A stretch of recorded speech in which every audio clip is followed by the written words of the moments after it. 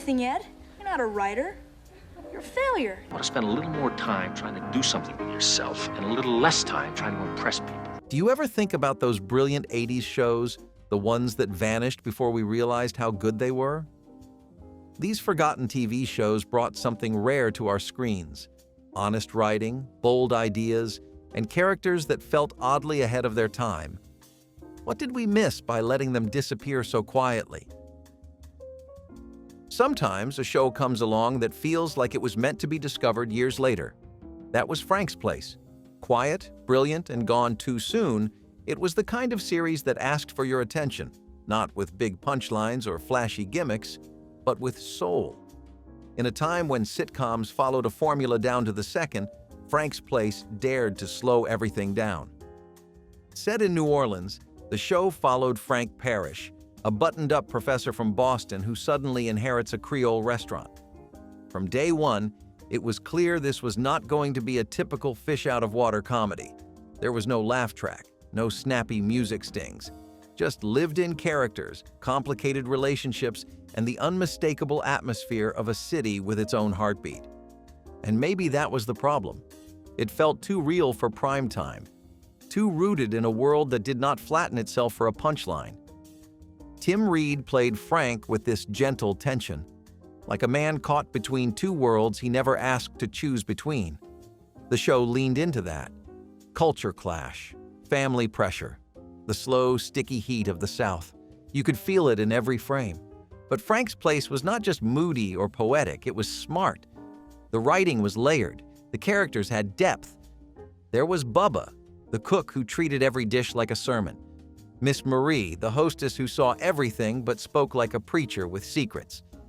Every episode felt like sitting at a table in the back corner of a New Orleans restaurant, eavesdropping on people who had lived entire lives before the cameras showed up.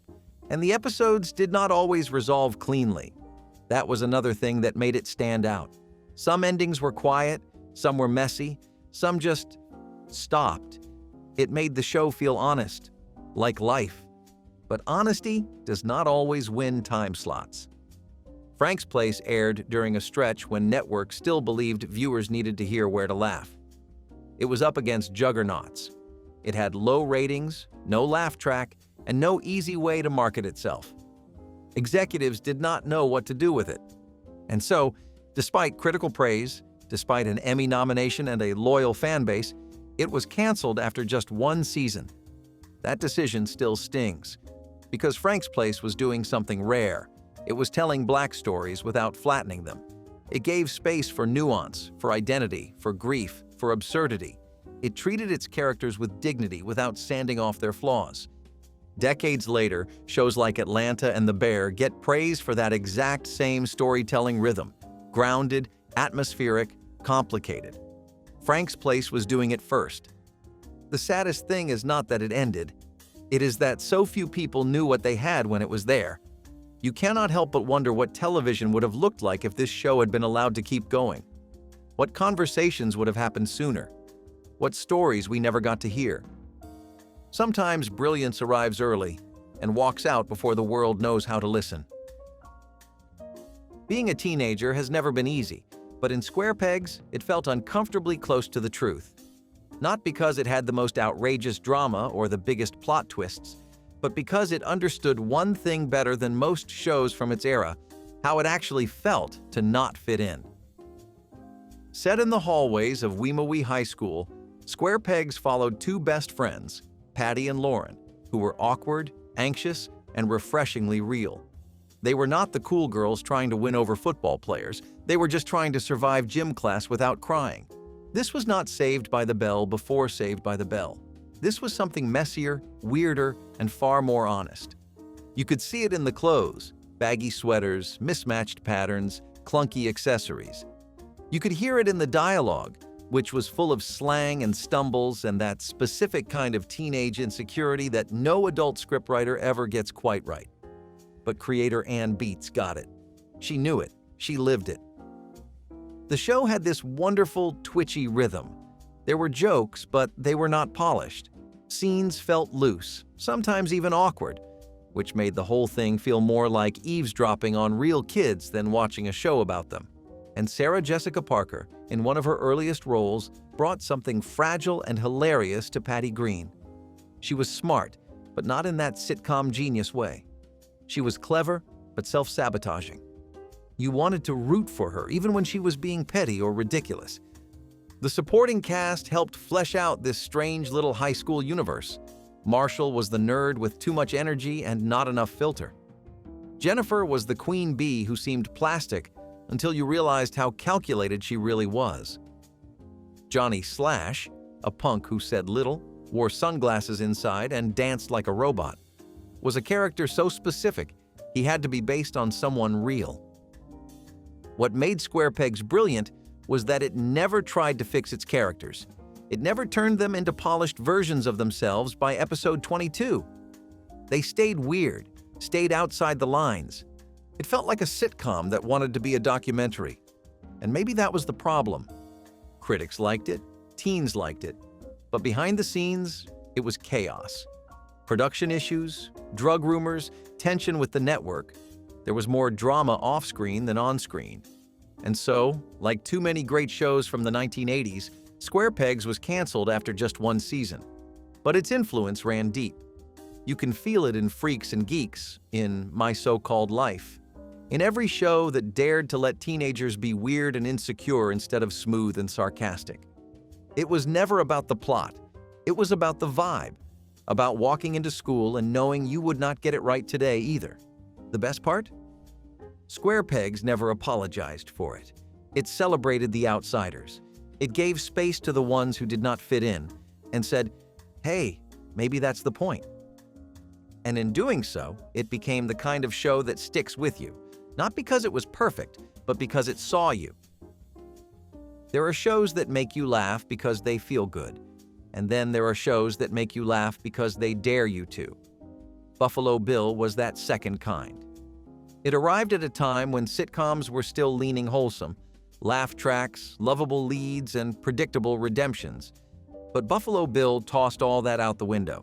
It gave us Bill Bittinger, a talk show host with a permanent smirk and absolutely no interest in being likable. Played by Dabney Coleman at his absolute sharpest, Bill was mean, vain, manipulative, and wildly magnetic. You could not root for him, but you also could not look away. He was the kind of character who said the quiet part loud, the kind of man who thought decency was for people with less talent. And yet, there was something addictive about watching him work. The show was set behind the scenes at a local daytime talk show in Buffalo, New York, a setting that let it lean into chaos without feeling fake. You had the exhausted producer, the sweet but exasperated crew, the string of guests who were treated more like props than people. It was workplace comedy with a razor blade underneath every line. The brilliance of Buffalo Bill was that it never apologized for its edge. It let Bill be awful, and instead of asking us to excuse it, it asked us to understand it. That was risky television, especially in 1983. But risky does not always mean successful. The humor was dry, sometimes pitch black. The satire cut deep. Episodes did not build to hugs or heartfelt confessions. They often ended with Bill getting his way or failing and not learning anything from it.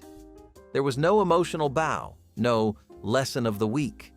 Just tension, comedy, and the quiet horror of watching someone completely self-absorbed still manage to win. And that, maybe, was the point. Bill was not some monster from a fantasy world. He was real. You have worked with a Bill. You have seen him promoted. You have watched people laugh at his jokes even when they knew better. That was the show's genius. It told the truth, even when it was ugly. Critics noticed. The writing was sharp. The cast? Phenomenal. Joanna Cassidy played JoJo White with wit and steel. The supporting characters were not just foils. They were fully drawn people trying to survive the circus. But Buffalo Bill was never built for comfort. It made networks nervous. It made viewers uncomfortable. And after 2 seasons, it was canceled. Still, the impact lingered. Without Buffalo Bill, there is no Larry Sanders Show, no Veep, no BoJack Horseman. It proved that a show could be hilarious and brutal at the same time. that you could center someone toxic and still make something brilliant. Looking back, it is kind of wild that this show ever made it to air at all, but it did. And for 26 episodes, it told the truth in a way few shows ever dare. Sometimes brilliance is not warm, sometimes it stings, and sometimes that is exactly what makes it unforgettable. There are shows that chase big moments, and then there are shows that breathe. The Days and Nights of Molly Dodd was all breath. Quiet, awkward, poetic breath. It followed one woman, Molly, played with absolute honesty by Blair Brown, as she drifted through life in New York City. She was not on a quest. She was not building an empire. She was just living, making rent, changing jobs, dating the wrong people, buying groceries and forgetting why she walked into the kitchen. And that was the magic.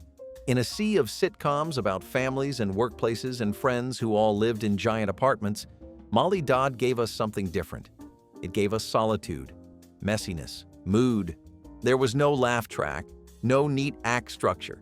Episodes flowed like diary entries, sometimes joyful, sometimes melancholy, sometimes just about trying to fix the faucet. Molly talked to herself, talked to us, broke the fourth wall not to deliver jokes, but to let us in on her loneliness. And yet she was never a victim, never pathetic, just fully human. What made the show quietly revolutionary was that it treated a single, middle-aged woman like the center of the universe. Not someone waiting for a man to complete her, not someone desperate to be saved. Molly was searching, but for meaning, not marriage. She had bad dates and good friends and unresolved feelings about her ex-husband. She had a mother who judged her and a world that expected more. But she kept showing up anyway. The supporting cast added texture, not just plot. Her doorman, Davy, played by David Strathairn, was soft-spoken and odd and deeply kind. Her friends were flawed and inconsistent, just like real ones. The writing never tried to impress you. It just wanted to tell the truth. But that truth was hard to sell. The show started on NBC, but its unconventional pacing and lack of traditional structure made it a hard fit for network television. After one season, it moved to Lifetime, where it ran for 4 more quiet, graceful years. And then it was gone. No big finale, no syndication, no reruns. Because of music rights and licensing issues, the show became nearly impossible to find for decades. It slipped through the cracks, not because it was not good, but because it refused to shout. And that is the tragedy, because the Days and Nights of Molly Dodd was doing something that almost no one else was. It was telling the story of an ordinary woman in an extraordinary way. Not by turning her into a superhero or a punchline, but by letting her be inconsistent, emotional, tender, real. Today, you can see its DNA in shows like Fleabag, Better Things, even Girls. But Molly was first. She walked through the city with no map, made mistakes, talked to herself, and somehow made you feel less alone. It was not loud, it was not shiny, but it was brilliant. And if you ever watched it, you never forgot it. There is a special kind of brilliance in a show that roots for the villain and makes you do it too. It's Your Move was one of those rare sitcoms that flipped the formula and made something sharp, subversive, and just a little dangerous. It followed Matthew Burton, played by a teenage Jason Bateman, in the role that proved, long before Arrested Development, that he could play manipulative and charming with perfect ease. Matthew was not the misunderstood nerd or the lovable goof. He was a con artist in high school, running scams, tricking adults, bending the rules until they snapped. And the show let him. The premise sounds simple at first. Matthew lives with his single mom, Eileen, in a Los Angeles apartment. When a new neighbor, Norman, moves in and starts dating Eileen, Matthew sees him as a threat, and the war begins. But this was not kid-level pranks or slapstick revenge. This was strategy, mind games. Matthew treated his enemies like chess pieces, and Norman was the first opponent who could actually push back. Their dynamic became the heart of the show, a tense and hilarious battle of wills, with Eileen caught in the middle, totally unaware. And that was where the show found its edge. It was not afraid to let Matthew win, or fail. or go too far. He was clever, sometimes cold, always ahead, until he was not. There was a dark honesty in how it treated his schemes. He was the smartest person in the room, but also the loneliest. The writing was fast, snappy, not in the joke every second kind of way, but in the way of characters who were always calculating. The tension made it work. You were not just waiting for the next laugh, you were watching for the next move. And yet, despite how good it was, It's Your Move barely had a chance. The show was placed in a rough time slot, opposite Dynasty, which dominated ratings, and some viewers, especially parents, were uncomfortable with just how smart and manipulative the teenage lead was. The network started to worry. There was talk that the show was too cynical, too dark for a sitcom starring a kid, so they toned it down, then canceled it. Only 18 episodes ever aired. And yet, the legacy held on. People who watched It's Your Move remember it. Not because it was sweet or sentimental, but because it was different. Because it let a teenage boy be complicated. Because it knew that sometimes brilliance looks like mischief. Long before we had morally gray protagonists as the norm, this show gave us a kid who could outsmart everyone and made us root for him anyway. It never got the second season it deserved, but it did something better. It left a mark. And if you ever saw it, you probably still think about it every time someone says, "He's just a kid." Every so often, a show comes along that tries to make intelligence exciting, and Probe gave it everything it had. It followed Austin James, a genius with zero patience for social rules and an appetite for solving the strangest problems science could throw his way. Played by Parker Stevenson, Austin was kind of like Sherlock Holmes meets Carl Sagan, brilliant, awkward, eccentric, and 2 steps ahead of everyone else. And instead of solving murders or catching criminals with guns and grit, he solved mysteries with physics, biology, cryptography. One episode was about spontaneous combustion, another about stolen technology. There were no car chases, no explosions, just thinking. That alone made it radical.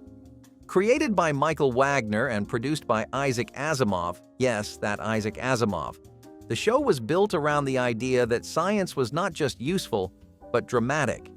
That the tension in a story could come from decoding something real. Austin James worked for Serendip, a private think tank with an unlimited budget and very few rules. It was the kind of place where curiosity was currency, and Austin treated it like his personal puzzle box. He hated bureaucracy, ignored protocol, and always solved the case. His partner, Mickey Castle, played by Ashley Crowe, was the audience's entry point. She was smart, grounded, and just enough of a skeptic to push back when Austin spiraled into theories about chemical compounds or gravitational anomalies. Their dynamic worked because it was built on respect. Not romance, not conflict, just shared purpose. Probe was stylish but not flashy.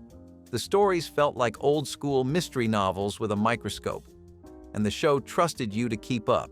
It never dumbed things down, never slowed for long explanations. You had to pay attention. And if you did, it rewarded you. But that also made it vulnerable.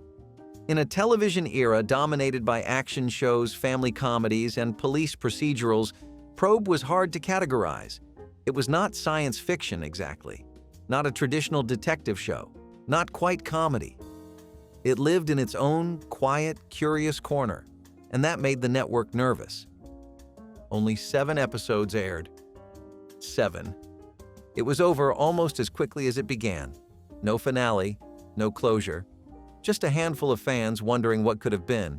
But those fans held on because Probe made them feel seen. It said that logic could be thrilling, that understanding the world, even the weirdest parts of it, was heroic. And in a time when smart on television often meant cold or boring, Probe was something else entirely. It was a love letter to knowledge. Today, we celebrate shows like House or Lupin for making intelligence magnetic. But Probe was already there, quietly proving that a good mystery does not always need a gun. Sometimes it just needs a chalkboard. If you ever watched it, you probably remember the feeling. Not of adrenaline, but of understanding something you did not before. And for a few short weeks in 1988, that was more than enough. Most westerns are about grit, guns, dusty roads, and brooding men who say little and shoot fast. Best of the West had none of that. It gave us jokes. Set in the late 1800s and centered on a Union soldier who becomes a marshal in a half-functioning frontier town, this show was not trying to be the next Gunsmoke. It was trying to make you laugh at everything Gunsmoke took seriously, and that is what made it brilliant. Best of the West was a parody, yes, but it was also a love letter. It knew the genre it was spoofing, knew the tropes, the rhythms, the themes, but it twisted them just enough to feel both familiar and absurd. Joel Higgins played Marshal Sam Best with a perfect mix of sincerity and comic timing. He was not a gunslinger. He was a good man stuck in a lawless town, constantly surrounded by incompetence, chaos, and people who genuinely thought they were helping. Like Frog, his deputy, who had been hit on the head by a horse as a child and never quite recovered. Or Parker Tillman, the show's cartoonishly corrupt saloon owner, who spent most of his time scheming and losing. There was a softness to it all that made the parody work. It never punched down. The jokes came from character, not cruelty, and the absurdity felt affectionate, not dismissive. You could tell the writers had grown up watching these westerns and were having a blast reimagining them. It had the rhythm of a classic sitcom, but the soul of something older. Even when the slapstick kicked in, it still felt weirdly grounded. But underneath all the hijinks, the show actually understood the emotional blueprint of a western, the new lawman in town, the reluctant hero, the thin line between civilization and chaos. It just chose to paint it with pratfalls and punchlines. It was also smarter than it looked. The jokes were quick, self-aware, sometimes oddly political. It never talked down to the audience. Instead, it asked them to laugh at the exact things that made westerns so mythic in the first place. The standoffs, the duels, the black and white morality, and maybe that was the problem. By 1981, westerns were fading. Parodying a genre in decline was risky. People did not miss westerns enough to want to see them mocked. And those who still loved them? They did not want to see them turned into a sitcom. The time slot did not help either. Best of the West bounced around the schedule, often aired inconsistently, and failed to build momentum. Despite good reviews and a solid cast, including Mino Palouse and the always great Leonard Frey, the show was canceled after one season, 22 episodes, and then it vanished. But for those who watched it, Best of the West stood out. It was one of those rare shows that walked the line between affection and satire. It made fun of the Old West without ever mocking the people who loved it. In a strange way, it felt like an early version of shows like Psych or Brooklyn Nine-Nine, comedies that exist inside the shell of a serious genre, but use that framework to do something funnier, lighter, and just a bit subversive. You do not see Western comedies much anymore. Maybe they are too niche. Maybe the genre is too old. But Best of the West proved that even tumbleweeds and 10-gallon hats could carry something fresh if you were willing to laugh with them. And if you ever caught an episode, you probably remember that feeling. The weird joy of seeing a cowboy miss his shot on purpose or ride his horse backward into town, and realizing that sometimes the West is best when it is not taking itself so seriously. Foley Square, 1985 to 1986. There are shows that try to scream their message, and then there are shows that just go to work, get it done, and still leave a mark. Foley Square was that second kind, a quiet, thoughtful workplace comedy about a woman working in the New York City District Attorney's office. It did not shout for your attention, but if you gave it a chance, it earned it. It followed Alex Harrigan, played by Margaret Collin, a bright, competent, no-nonsense assistant DA navigating a sea of male colleagues, political maneuvering, and a city that never stopped moving. She was not quirky, not clumsy, not waiting to fall in love. She was just good at her job. And that was revolutionary, because in the mid-1980s, female leads in sitcoms were often framed around home life, dating, clashing with men. But Alex was all about the job. She was smart without being cold, ambitious without being ruthless, funny without ever being the punchline. The humor in Foley Square came from behavior, not gags, office politics, ego clashes, the weird dance of getting things done in a system full of red tape and half-baked priorities. What made it different was how much dignity it gave to the work. These people were not superheroes or caricatures. They were overworked public servants trying to stay human. The writing did not chase big moments. It chased real ones. You could feel the frustration when bureaucracy won, and yet the show never lost its sense of optimism. It felt real, not in a gritty, procedural way, but in that quiet way that good workplace comedies do, where you start to recognize the types of people in your own office. There was Carter, the by-the-book assistant who thought every memo was life or death; Denise, the friend who helped Alex keep her sanity; and Jesse, the kind of boss who talks about fairness and then does exactly what helps his career. The cases were not always front and center, but they mattered. They gave the show stakes, reminded you that this was not just about office drama. It was about the justice system, about people trying to do good work in a city that rarely thanked them for it. And there was something comforting about how Foley Square handled that balance. It did not sensationalize crime. It did not try to be dark or edgy. It just told the truth about how hard it is to hold on to your values when everyone around you is looking for shortcuts. But it was a hard sell. The show never drew big numbers. CBS tried, shifting the time slot, reworking promotion, but it never caught fire. After 15 episodes, it was pulled. And yet, in its short run, Foley Square showed what sitcoms could do when they stopped chasing laughs and started listening.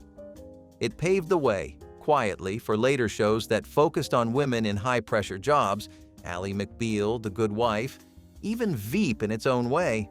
Alex Harrigan was not flashy, but she was steady, capable, worth watching. Sometimes shows do not need to break the mold to matter. They just need to show a woman doing her job well and remind you why that should have always been enough. In the middle of a decade obsessed with cool cops, neon lights, and crime-solving slickness, Riptide showed up wearing Hawaiian shirts, flying a pink helicopter, and asking you to believe that 3 guys running a detective agency off a boat could actually work. And somehow, it did. The premise was ridiculous in the best way. 2 Vietnam vets, Nick and Cody, team up with their nerdy friend Murray to open a private investigation firm. They used muscle, street smarts, and a robot named Roboz. It was television logic at its finest. But what made Riptide click was its chemistry. Joe Penny and Perry King had the kind of banter that felt like real friendship. Not the manufactured kind, but the kind that comes from long nights, bad decisions, and shared history. And Murray, played by Tom Bray, was the wild card: nervous, brilliant, socially awkward, and almost always right. What made it even more interesting was how it balanced absurdity with sincerity. The characters were goofy, sure, but their loyalty to each other was never played for laughs. The show never talked down to Murray. Despite the tech cliches, it let him be the smartest guy in the room. And even when the plots went off the rails, the trio felt like a real team trying their best. It gave the show heart under all the neon and nonsense. The cases were mostly standard fare: missing persons, corporate espionage, maybe a murder or two. But Riptide never pretended to be gritty or groundbreaking. It had charm. That easy, low-stakes tension that let you tune in, enjoy the ride, and not feel like the world was ending every 5 minutes. And then there were the details: the screaming Mimi helicopter, the nerd cave full of blinking computers, the boat dock where the team made their home base. Everything about it felt oddly specific and strangely cozy, like a crime show made by people who just wanted to hang out and crack wise. The 1980s had a lot of procedural shows. Most of them leaned hard into stylized drama. Riptide stood out because it was unpretentious. It did not try to be Miami Vice. It tried to be fun. But fun does not always last. By the time season 3 rolled around, the formula was wearing thin. The robot was less of a novelty. The plots got a little messier. And the network, looking for something newer, slicker, flashier, decided to pull the plug. Still, Riptide left its mark. Not as a critical darling or an awards magnet, but as a comfort show. The kind you catch at midnight on cable and remember just how much lighter television used to feel. And sometimes, That is enough. A pink helicopter, 3 friends, and a robot that could barely move, but somehow made the whole thing feel complete. He and She, 1967 to 1968, rediscovered in 1980s reruns. Sometimes a show arrives a decade too early, and He and She was the proof. It ran for just 1 season in the late 1960s, but when reruns quietly reappeared in the 1980s, a new generation realized they had missed something extraordinary. It followed Dick and Paula Hollister, a New York City couple navigating work, marriage, and adulthood in a way that felt oddly modern for the time. Dick was a cartoonist, Paula, a social worker. And together, they were smart, funny, and refreshingly equal. Their marriage was not the setup for constant bickering or tired stereotypes. It was built on banter, respect, a sense that they actually liked each other. In a decade of housewives and head of household dynamics, He and She dared to imagine a relationship that looked more like partnership. Richard Benjamin and Paula Prentice, married in real life, brought real charm and timing to every scene. Their chemistry was effortless, their timing razor-sharp, and the show's writing followed suit. Fast, clever, never pandering. That was part of its quiet genius. It assumed the audience could keep up. It trusted that viewers would notice the subtle jabs, the underplayed jokes, the emotional truths buried under wit. And it did not shy away from complex moments or small silences. In a world of punchlines and pratfalls, He and She gave us breathing room. It felt like a sitcom made for grown-ups, without ever needing to say so. And then there was Oscar North, the over-the-top actor who played Jetman, the superhero based on Dick's comic strip. He was loud, vain, and hilarious, a prototype for every exaggerated supporting character that would come later, including a certain Cosmo-drinking neighbor on Will and Grace. The show felt like a precursor to the Mary Tyler Moore Show, like something that had cracked the code early on what sophisticated sitcoms could be. But the timing was all wrong. Audiences were not ready for its tone. It was too sharp for family TV, too traditional for counterculture. CBS canceled it after just 26 episodes. For years, it was mostly forgotten. And then quietly, in the 1980s, it began airing again on niche networks and public television. People watching those reruns saw what had been missed. A show that respected its audience, a sitcom that trusted its characters, a couple that felt like adults. He and She did not get a second chance on air, but it found its place in television history. You can see its fingerprints everywhere, from Mad About You to Modern Family. It was not just ahead of its time, it was what time eventually caught up to. Which of these forgotten shows still lives rent-free in your memory?